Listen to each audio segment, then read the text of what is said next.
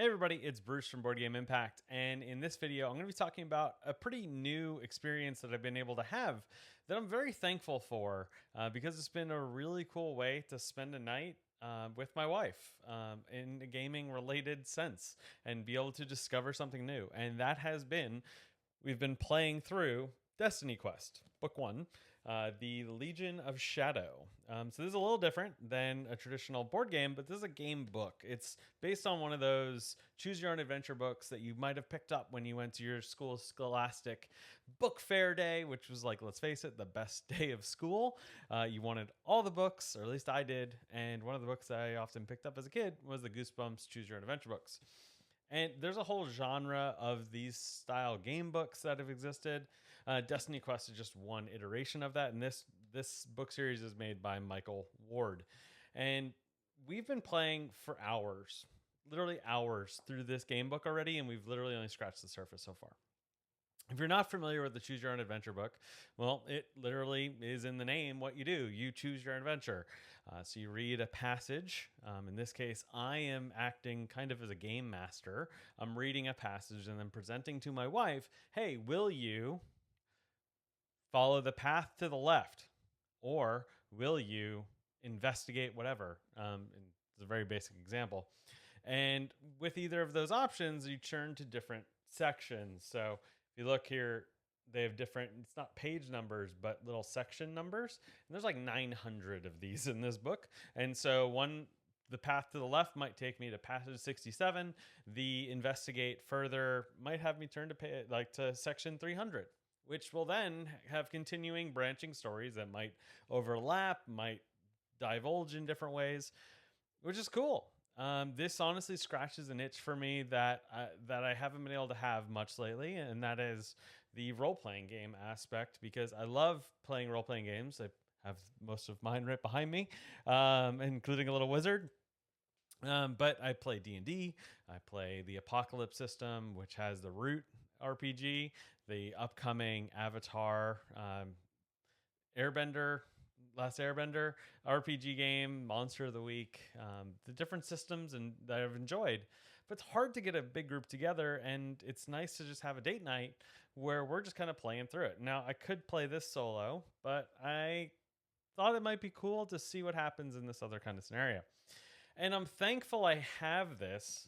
I've actually had it for years. That's the funny part. I've had this book for years. I was fascinated with the idea of it when I saw it online.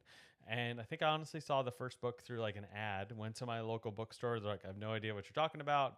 Found it online, ordered it from the UK, got it in. And then since then, I honestly own the other four books. And I've had them for years. I've just never dabbled in it. I know if you're like me, you might have a shelf of shame of games or game related things that you haven't been able to maybe dabble into. And I'm going to encourage you to dive in because you never know what gems you're going to find. So let's talk about Destiny Quest. So, how Destiny Quest works is really simple. This is something I have a buddy who lives up in Canada who I posted a picture. I was doing this online. He's like, oh, I take that on flights with me whenever I'm having to fly around for business meetings or just traveling, because I can sit there and take up minimal desk space. So it opens with a kind of prologue and maybe about 5 pages of rules. And how it works is, I'm going to show my wife's character sheet. You can just print out a character sheet by going to the website. And essentially, this whole part on the left side here tracks, like, you can have one thing per box. So one thing on your chest, one thing on your head, your feet, and then, or a ring, a necklace. And then you have 5 spots in a backpack, a spot for your gold, and a spot for notes, and then some other special abilities. And you start out with nothing. So you start out essentially waking in a situation and you don't remember anything. And so it's a cool way to start. Like, there's some stuff going on. I don't want to have any spoilers for you. But it's cool. And it immediately threw me into the world. And the way Michael Ward wrote this, it was really captivating. And how it's built is it throws you right in. And the instructions have you, once you get through like the 4-page prologue, you actually open up and you turn to the middle of the book, and it has a quest page. And if you notice, there's different symbols, and essentially what you can do, this is a choose your own adventure, open world kind of book video game thing. So if you ever played Breath of the Wild, and if you wanted to go straight to the boss, like you could do that. You're probably gonna get destroyed, but you could go do that. Your character never dies. This is more like a video game in which you can go back to the start of that section or choose a different path, maybe go back to it eventually. But how it is broken up is it's broken up into 3 acts, and you can choose to, there's always a village in each act. So this whole page is 1 act. You can choose to go to a spot. So let's say I wanted to go to this blue one up here. That'd be the 3rd level of difficulty. So green, orange, blue, and then red. So blue one would probably be difficult to start out with, but I would turn to that passage, which is passage 111.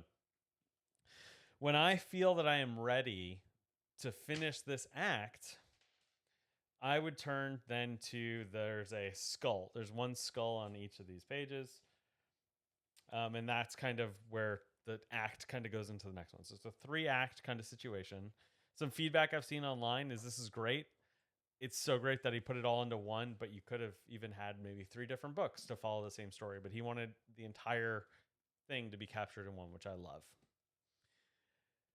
What is cool, though, about it is there's all sorts of challenges that come up.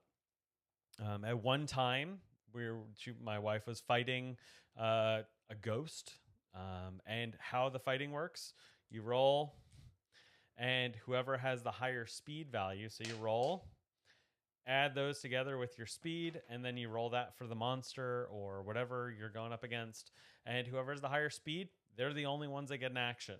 They roll their damage, that's it. You subtract your armor, that's it. Could not be easier. Super easy, super, like, that's why you only need a piece of paper, a pencil, and 2 dice. And you could even use your like a phone for the dice if you wanted to, if you had a dice chucking app. But it was nice too because there's also like plays on those mechanics. This is a mild spoiler that it exists, but I'm not going to tell you how it works.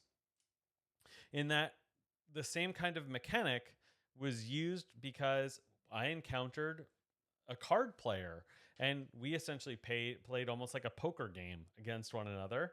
And so that was cool of being able to take on a persona of a character reading these passages and then say, okay, high card, low card, using the dice. And my wife had to roll for how well her hand turned out from the deck of cards, which is like really, really cool. I really appreciate what's been going on here. We're just about done with, in full transparency, we're just about done with Act 1. And there is so much left to explore. And a really cool moment happened where, and we've seen this in other games, and that is keywords. We see this in Sleeping Gods by Ryan Lockett of Red Raven Games, where if you have certain keywords, that may prohibit or enable different storylines as you come through them. So at one point, I was prompted in the text of, if you have the keyword blank, then you get to go to this section. And only if you had that keyword.